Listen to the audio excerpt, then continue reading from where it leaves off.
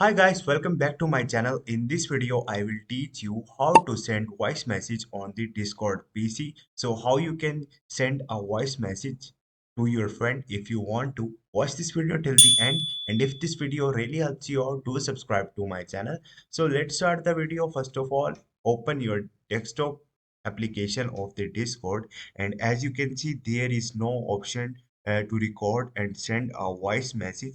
But don't worry, I have a trick how you can do it.